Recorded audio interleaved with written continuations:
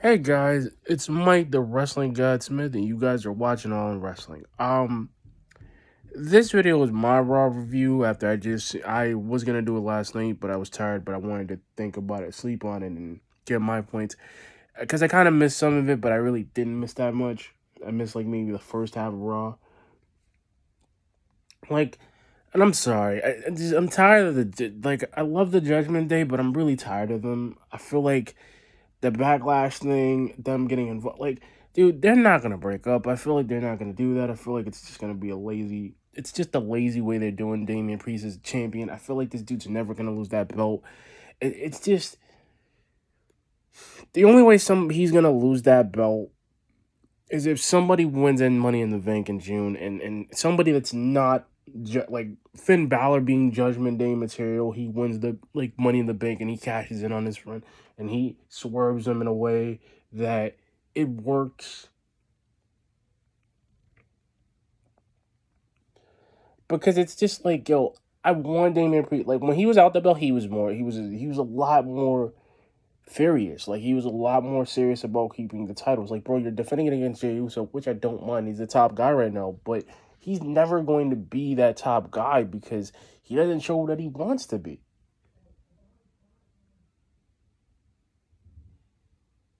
I feel like it's more of him being a mid card guy or being just a guy in general. Because like he doesn't know how to he doesn't know how to eat off of everybody else's plate type of situation. Because it's like, dude, Raw was great last night because that was the only thing. I mean, like even with the match they had with him, um, and then Finn Balor had, it was okay. It was fine. It was okay. It was basic. I think they do this match so much. It's like, dude, I don't see the point.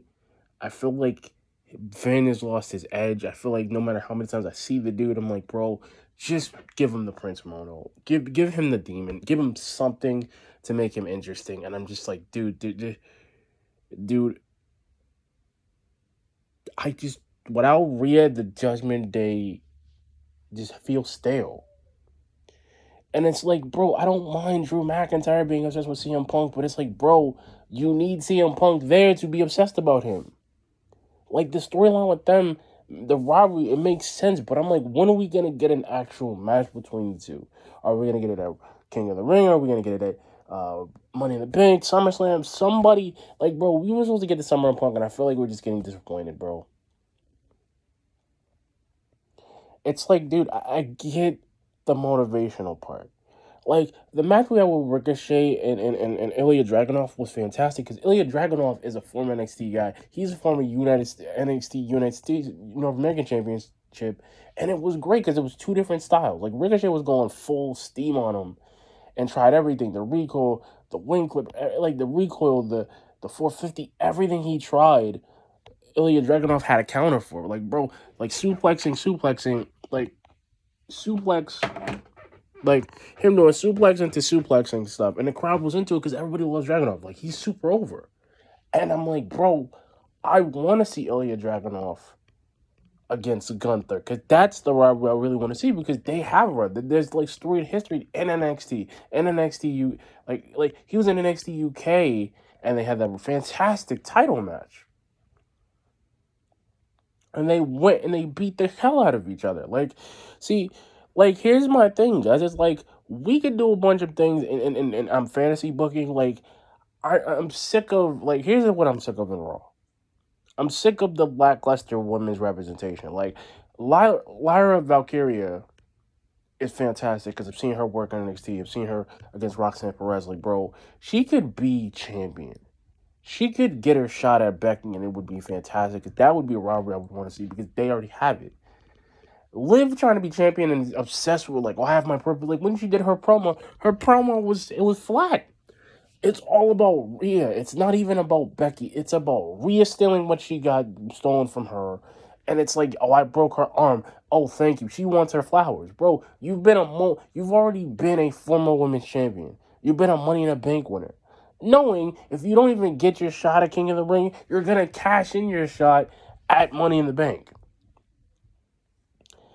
And I just feel like I know Liv can do a bunch of things because she knows how to do submissions. She's a lot better than she was when she first started. Because like, bro, now she's kind of a threat. Now there's kind of that, oh, where are we gonna put Liv in? Liv could be in the same room, the same category as Asuka or Bailey or even Io, and it's like, bro, Io's great, but the thing is with Io is that I want her to have the WWE Championship, Women's Champion, rather than the World one because it's not gonna make her feel like a threat. There's too many heels already. Like, Damage Control is not going to split the seams. They're not. Like, Kyrie and Dakota are not going to get those belts. Even if they do get the belts back at Money in the Bank and they have the tag team belts, bro, Raw's not really having anything. And that's where I kind of feel like, bro, it kind of fell flat. And then we get the we get the Chad Gable thing. The Chad Gable thing was like really just like a 2 minute, like a 1 minute match, really, because all they did. I like that same thing. They're all attacking each other. I like that it's Sammy and Gate and Chad being personal with each other. Now, because he feels that, oh, I helped you win that title. I should have won that title. I should have got the match with Gunther. I should have beat him. See, this is all stemming that Chad wanted to be Gabe. Chad wanted to beat Gunther. Gunther beat him up like a chump. It's his redemption story. What I want from the Alpha Academy is that he trains them, he trains with them again, or he trains with them.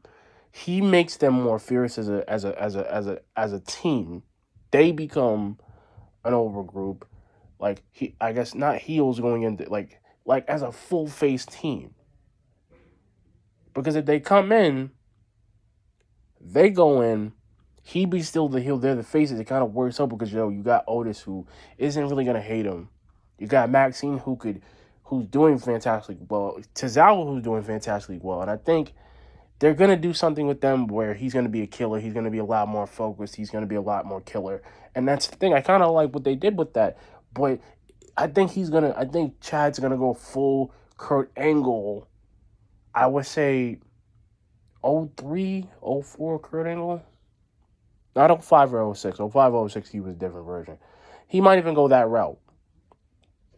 Because I think he's going to go Kurt Angle. I think he's going to be so obsessed with Sammy.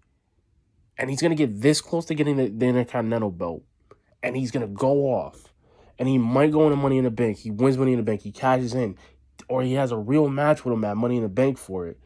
He goes off. Like, dude, he could go full Kurt Angle. He could go. He's like. Face Chad Gable is like early Kurt Angle. Like early 90s Kurt Angle. Heel Chad Gable is like 04, 03 Kurt Angle where he just where he just wants to fight. Where he just wants to win by any means necessary. Like, that's how it's gonna feel like. He's feeling like he's playing the Kurt Angle role where he's so obsessed with being the Intercontinental Champion, and he's gonna go after everything. That means he's gonna go off on a real rampage, like at King of the Ring. That's what I feel like this match is gonna bring him to, like his elevation, because I feel like he's going to go a full Kurt Angle. I feel like he's going to go full nuts. I feel like he's going to go full Kurt Angle. He's going to go nuts. They're going to love him. He's going to be a heel, but it's going to be so crazy because he's going to be so obsessed about that Intercontinental title. He's going to tell everybody, like, yo, since I'm a champion, you guys should be champions too. We shouldn't be slacking off. If you're not wearing gold, you're out of my academy. Like, that's what I feel like they're going to go in that realm of possibility thing, because he's going to go full Kurt Angle. He's going to go so full Kurt Angle that it's like he's not on perk. Like, he's going to be on a different level. He's going to be hungrier. He's going to be like, yo, he's going to keep begging Adam Pearce for match after match after match after match. That's what I feel like the 3 weeks going into King of the Ring, going into Money in the Bank, he's going to have that sense. And going into SummerSlam, it's going to be, oh, it's Chad Gable, he's got to go a different route. Oh, it's Chad Gable, he's got to go do this. But the thing is, I feel like if you get him angry enough, because he's obsessed with Sammy, he's obsessed with hurting him, and then he wants the title. He thinks if he beats Sammy, he takes his title. He takes everything that is Sami Zayn. He takes it all away. But what I like is He said, I still want to fight. He like Sammy wants to fight both of them. I like that he said, "Yo, I gotta deal with a personal relationship with me and Chat. I had to deal with a professional relationship with me and Bron and Reed." And Bronson Reed just said, "Yo, Adam Pearce, you know what to do.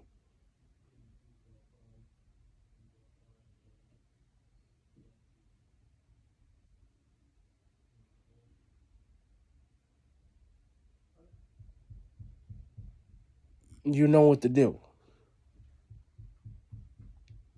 Like you know what to do." And that, like, see, I like Adam Pearce as an authority figure, but then I don't.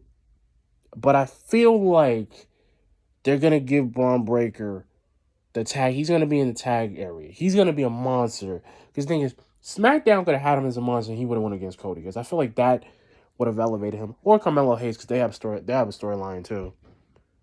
But maybe they're saying that for Trick Williams when he comes up. But that's kind of my thought process, is that he could be that guy. He could be that guy they bring in to kind of change up things. And that's what I mean, because it's like, yo, it's the CM Punk thing. The CM Punk promo, I did not see. I feel like that promo, like they described like CM Punk's promos are great, but the problem is I don't see Drew, and the problem is Drew should just be fighting, and he's injured, and the thing is he's still lurking, and he's still trying to take out Jay because of the bloodline thing, and he's so obsessed with him. It's like it just that's what makes Raw. It just makes me mad, because Raw's supposed to be this flagship show, and it's supposed to be cool, and it is cool right now, but it's just like, bro, it's only cool because of Gunther. It's only cool because of Sheamus. Because they had a really banger match. And I love Sheamus. And I like that he's got his original theme. And I like that him and Gunther kind of going at each other's throats, per se.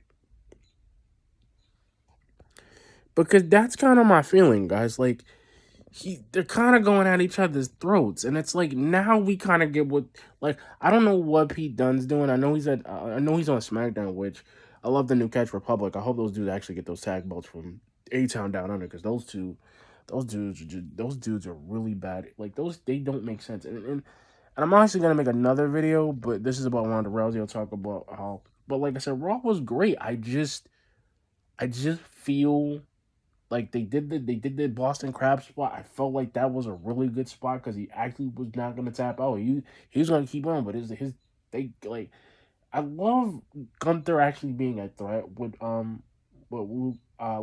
Kaiser. I really do. I love that they're doing something. I love Gino Von Vinci, who got cast out. Maybe he's gonna do his thing in NXT for a bit. Like, I kind of want him to just reinvent himself, because like he's not gonna actually get a title. I think maybe he might if they push him well, but he's kind of one of those guys that you kind of have to look out for, and it's kind of that empty weird thing that they're trying to do with him. But anyway, guys, this is my Raw review. Like, comment, subscribe. Peace.